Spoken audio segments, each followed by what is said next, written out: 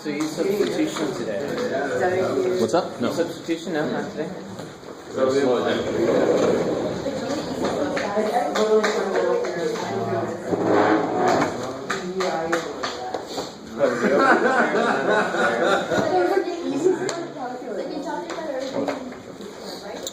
All right, guys. So, are there any questions from homework? First off.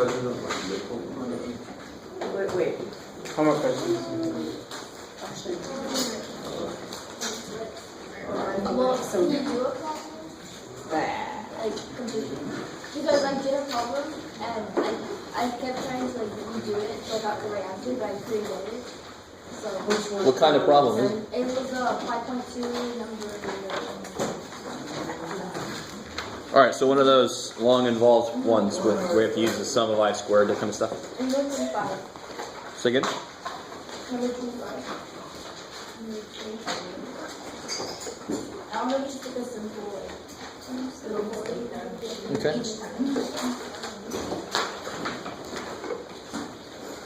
Is this the right?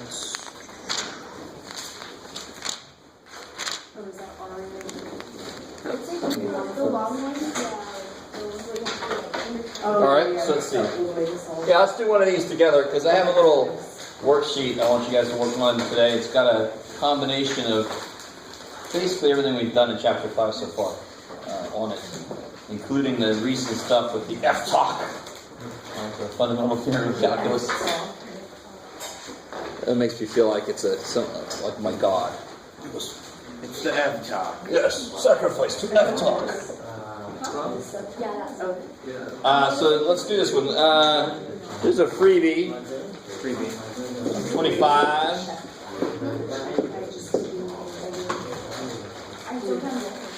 Zero to 1. X cubed minus 3x squared.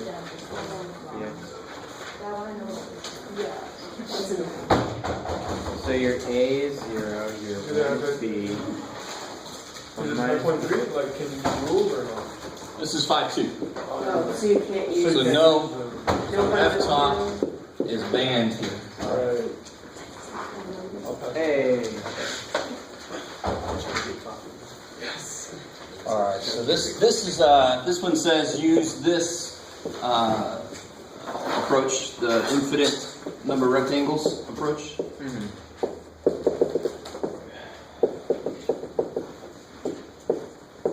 All right. So that guy there. All right. This is this. This is this. This is this. So you kind of see a one-to-one correspondence between all the elements of that that's found over here. So that does really represent an infinite sum of infinitesimally small rectangles. I love it. So what's the first step? Step 1. B minus A over N. Yeah, figure out what delta x is. I like it. So finally, it's something different than 2 over n. So how do I do that? B minus A over N. B minus a over n. Which is not 2 over N. Good. It's a good old 1 over n. I like it. All right. Better. Finally, a different thing. Let's turn this poor dude on. Okay. So that's step 1. And again, just keep in the back of your mind, whatever this thing looks like, that's the width of a rectangle, dependent on how many I pick. So without this piece, you can let n be 4, 6, 20, and that's the number of rectangles you're going to use, right? And you can, and that would be one kind of problem is you let it be 6, and you can figure this out by hand, and it would be an estimate. This piece makes it perfect, right? Because it's infinite resolution again, right? That's kind. What else do I have to do here? You have to find xi. Good, xi. Once I know what delta x, I can figure out what xi is. It's A minus. Yeah, so what's a? Is 0. So it's a plus I delta x. So I start at 0, and I go, how do I get to the next thing? I add a delta x on. And then I add another delta x on. And then I add another delta x on. So how do I get to the ith? The ith one, I add I delta x's on. I like it. Yes. Yes, so we get 0 plus I times, so it's just I over n. That kicks ass. Put an X. Or did you multiply? Why is A0 again? Totally. Say again? Why is A0? Because that's where I start. Okay. So it's from A to B. I like it. So just to make this piece, this is the integral from A to B. Those mean the same thing. With delta x to be defined this. Okay, how we doing so far? Good. I like it. And then what's the second step? You have to plug it in to the function. Figure out what f of xi is. What's f of xi? Xi over n cubed. Well, so I over n, because xi is I over n, so I over n cubed minus 3 times I over n squared. What's up? Oh, I thought we were moving on side. And then you can simplify that. And again, I just momentarily thought this was I from the complex numbers. You got to remind yourself it's not, and it has anything to do with, doesn't have anything to do with the imaginary numbers. This is I cubed over n cubed minus 3i squared over n squared. That's crazy. How we doing so far? Good. You're going to have to do one of these on your own here in a bit. Well, we're together. It's up to you guys. And then the third step is the meaty step. Throw all the stuff you know in, and then simplify. Right? Yeah. So now I can do the third step. Take this bad boy. F of xi is this business. Become a 3. Times delta x, 1 over n.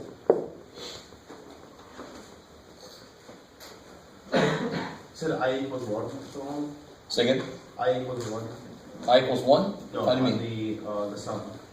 Yes. So this means, this is the sum of this expression as I goes from 1 to n.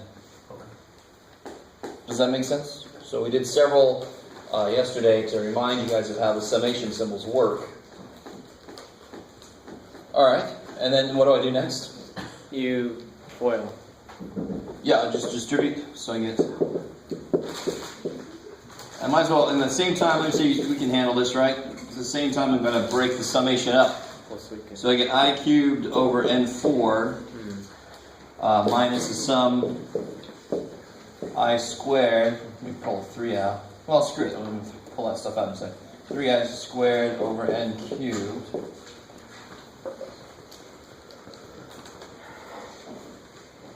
So, I mean, very much like when we did the limit definition for derivatives. If you did enough of them, you started to see the process was you throw it all in, you work some stuff out, the h's would cancel. I mean, it was the same kind of thing, right? So, do you start to feel that with this process? The functions change, but that changes this step. When you throw it in, it's the same thing. You put it in, you distribute this, you break your sums up. There's a flow to it, right? And the process guarantees certain things will happen. Just like the limits, the definition of derivative, h always canceled somehow. It had to.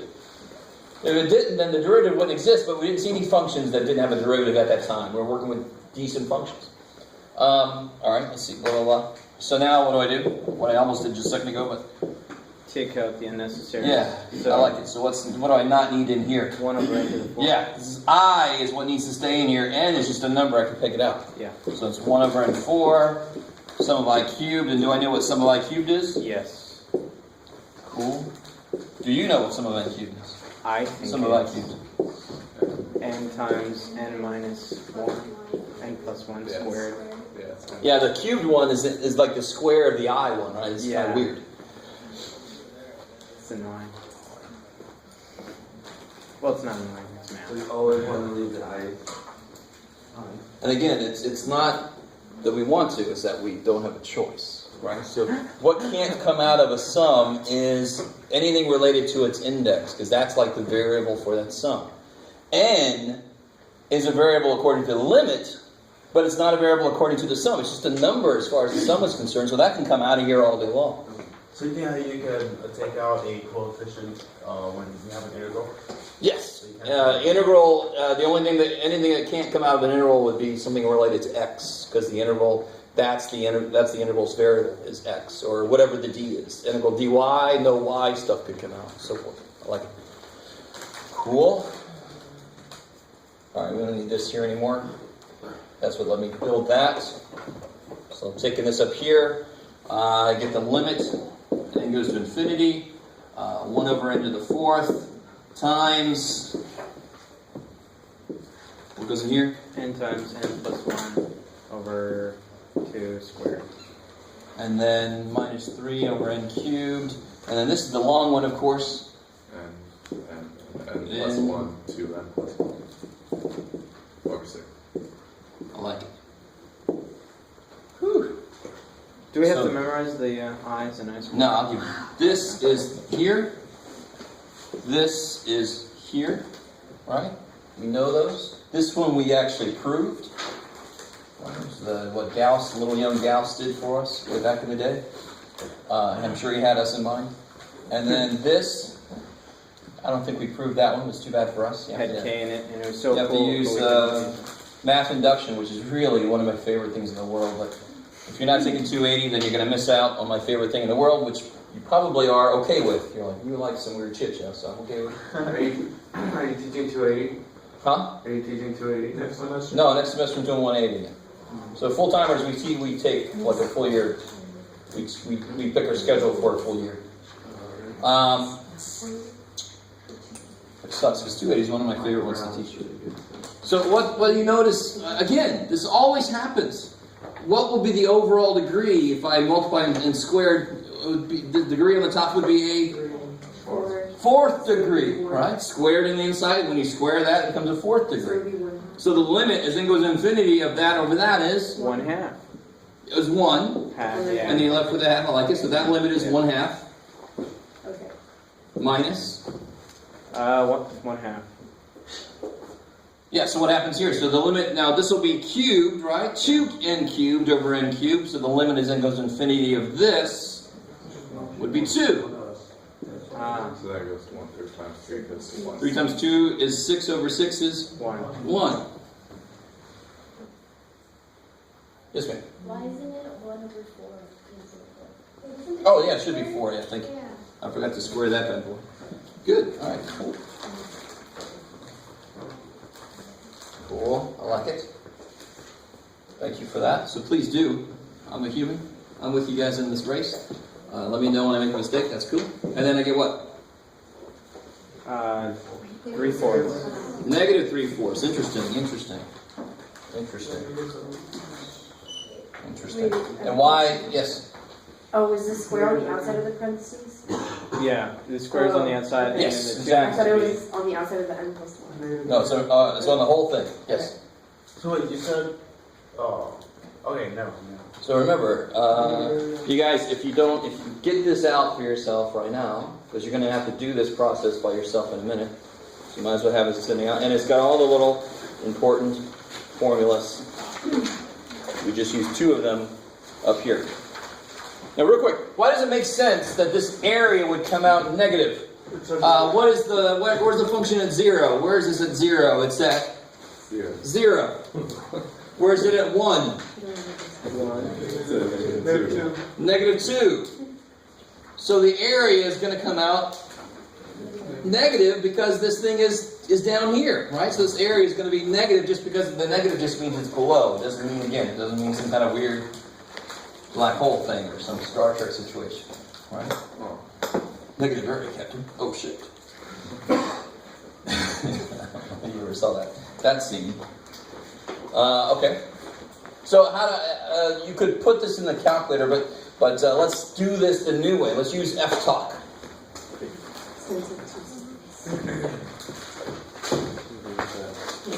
F-talk. That sounds like some really cheesy app. Yeah. Come on, kids. F-talk. How do you integrate this using the fundamental theorem of calculus? There's 3 antiderivative. Yeah, what's the antiderivative going to be?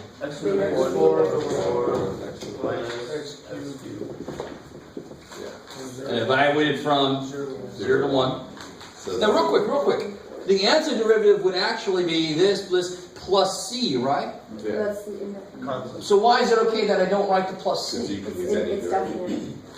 It's a definite. True, but why does it not matter? Because if I did write it, I'm going to plug a 1 in, and then I'm going to subtract what I get when I plug a 0 in. So the c's would cancel. So that's why I don't need it there, because it's going to cancel anyway. So it really is there, I just don't write it because it's going to cancel. Thank God. Because I want a definite answer for a definite integral. I don't want some plus c answer. I want a number. We got a number here.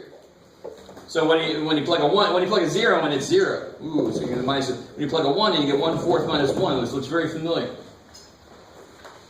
You guys see that? I know this is quick. I understand that. So why did we go through all that? So you know what goes in to this. You know what goes into it. And it's the connection between finding the area under curves and antiderivative. It's kind of nice to see them concretely connected. Even if you don't think so, I don't care what you think, because I know it's good. That's why I got this job. Okay. Is there anything else from homework? Anything else from homework? Actually, I had a kind of general question. Like, when you had a question, like there was one question in the homework, the square root plus the square root of t, and then it was from 0 to x to the 4th. And I think I'm supposed to like set u equal to x to the 4th or something like that, but I'm not really sure how to use that. Oh yeah, okay, good. Or why. I like it. So does everybody got what they want from this? Yes. More than you ever wanted? Okay.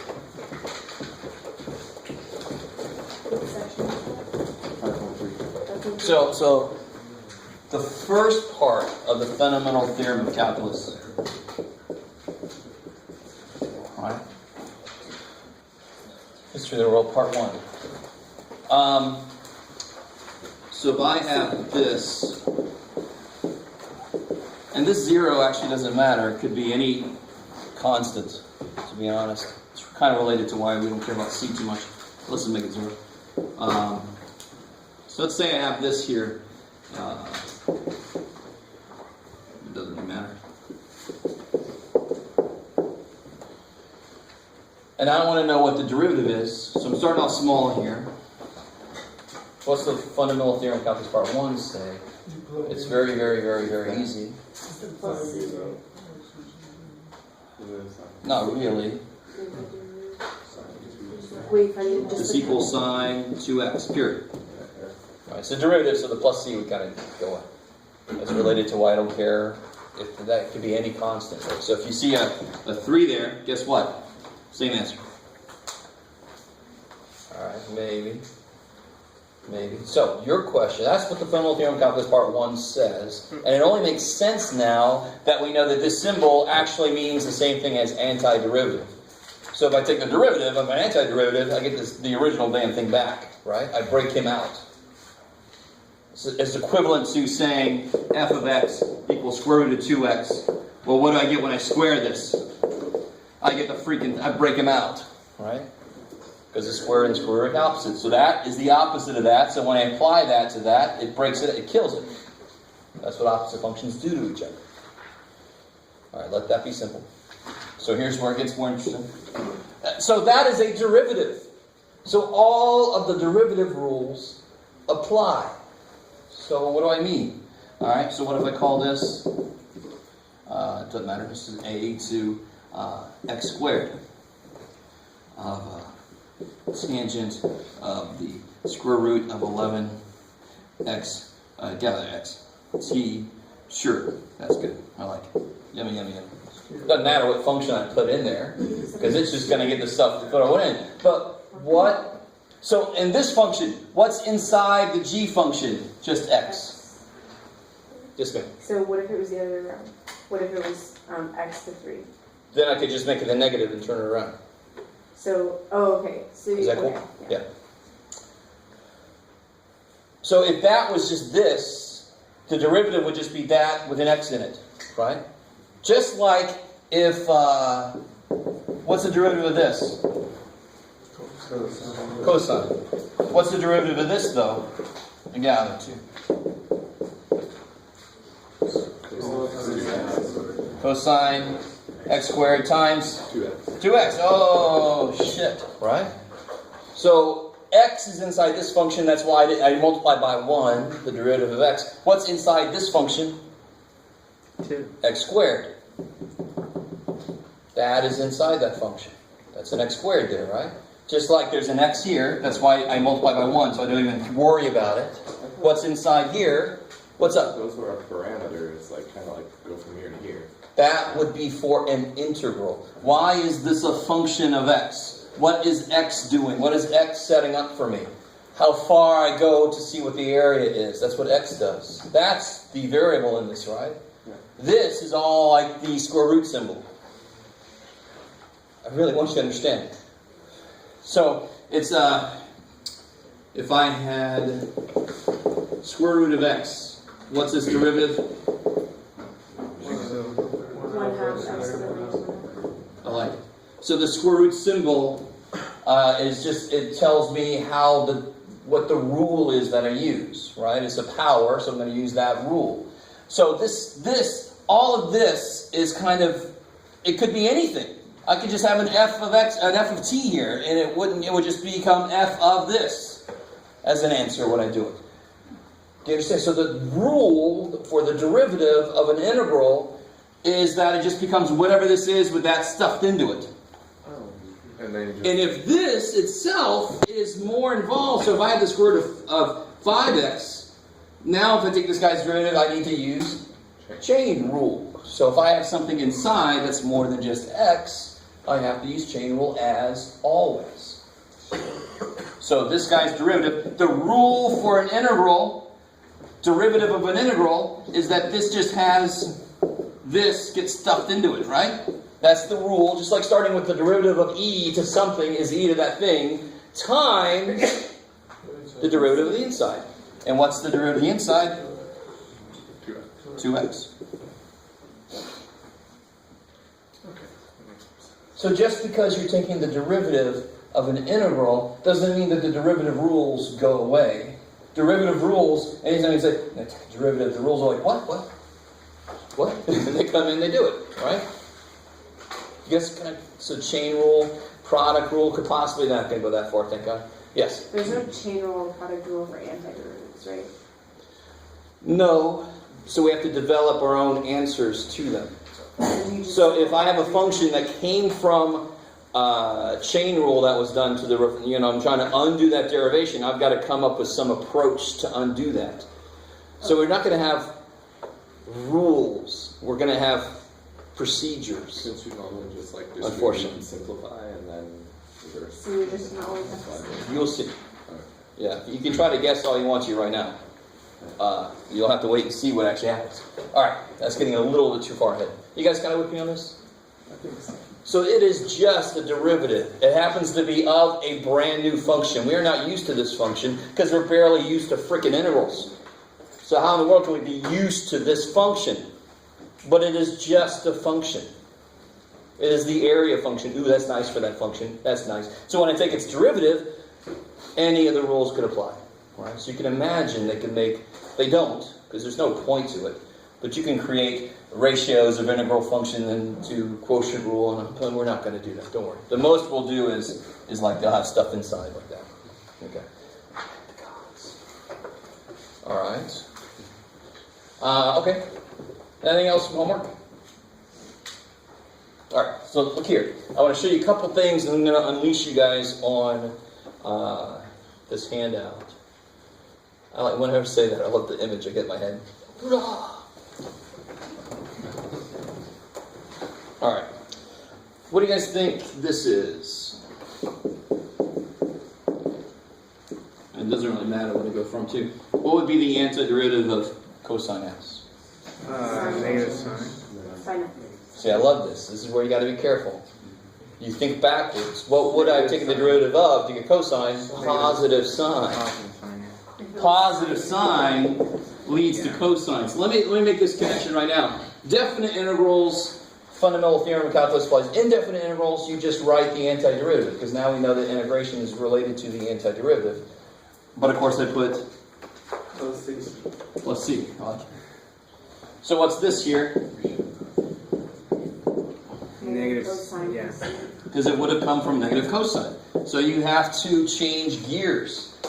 That is the hardest thing. The better you know your derivatives, the easier integrals will be, but you have to think backwards. And whenever you have to change gears in math, I can see the smoke when it happens. I can hear it. Some of us drive better. All right. So what about this here? Now this here is obviously easy. What's that? E to the x. E to the- I think I talked about this before. What about e to the 4x? E 2e to the 2x. No. Beautiful. Because you got to think about the rule for the function and then think backwards. If I know it's got to be related to this. But if I had this and I took its derivative, what would I get? A 4. I don't want a 4, so I put it over 4 to kill the 4 that would come out. You got to be thinking backwards. If I took that and went and took its derivative, I would get that. I'm right. Yay. Next. Maybe. These are all simple so far because I've only put linear stuff inside. It's when we get more complicated stuff that we have to develop procedures to be answers to chain rule and product rule and stuff like that. All right. Let me think. Yeah, there you go. All right. So, you can take this idea and apply it anywhere. So if I had this.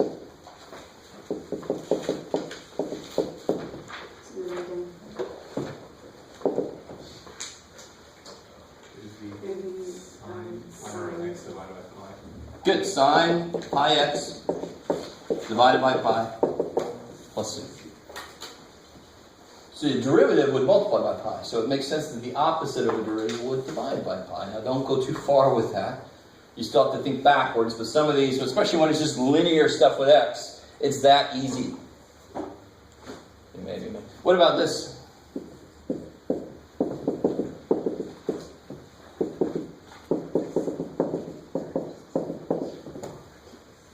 Secant.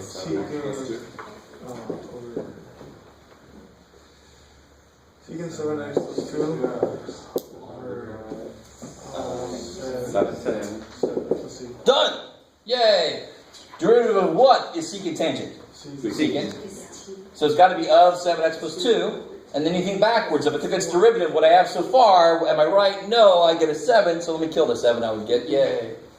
Right? So it's like a little booby trap for the 7 that's going to come out. Oh shit, you're dead. Well, Now obviously, we pretty quickly, like if I ask you to do this integral, you can't do it yet. You can't. Some of you may, if you had calculus, some procedures, but right now we can't, because whose derivative is secant? Nobody's. So right now, we can only handle functions who are direct derivatives of other functions. But of course, not every function is a direct derivative of another function that I know. Now, this is a direct derivative of a function, but not a function that I'm used to using. There's an answer to this. So there is a function who this is derivative for, but not like a fundamental function, not like just tangent x. No, it's some natural log of blah, blah, blah. Right? It's some kind of mixture of stuff to make this work. Can you guys imagine? If I put that there, it's easy. Tangent. I take that away. Oh shit, there's got to be some combination of functions that make it come out right in the end. And you can start to think about it. Secant is 1 over cosine, right? So maybe that would come into play. But if I thought it was this, why am I wrong? What's the derivative of this? wait, hold on. So would it be ln? 1 over cosine times negative sine. So this is negative tangent. So now we know what the integral of tangent is, right? What's the integral of tangent? Well, negative ln cosine, right? Because it's the negative, right? So it's negative ln of cosine, also known as ln of secant. Ha ha ha ha ha ha. Why? Because I can take a negative 1 coefficient and make it the power. Plus the flip of the cosine. Secant. That's weird. Because you guys cool with this? That's a property of. How do I know this? Because I just took that guy's derivative. Whatever the answer is, I know the integral of that thing now. So any derivative you do, you know the integral of the answer is where you started. right? So if I take the derivative of this, I get that. So the integral of that must be, negative this. Now, what can I do with the negative 1? I can pull it up here. And then And what's cosine to the negative 1? 1 over cosine, which is secant. Secant. What? Neato. So that's not the answer for this one, right? But on the way there, we got the answer for this.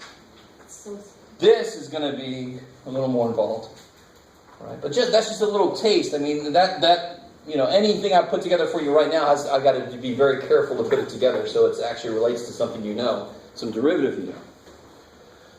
All right. Okay. I think that's all I wanted to say to get you guys primed. So let me give you guys this handout. You might want to start, I don't know, depends on you. You might want to start at the bottom, work up, kind of go backwards in time. So this is down here, this is all fundamental theorem of calculus stuff. And then I go back to doing 4 rectangles and figuring out the area. So it might be a good idea to go backwards. Just a suggestion.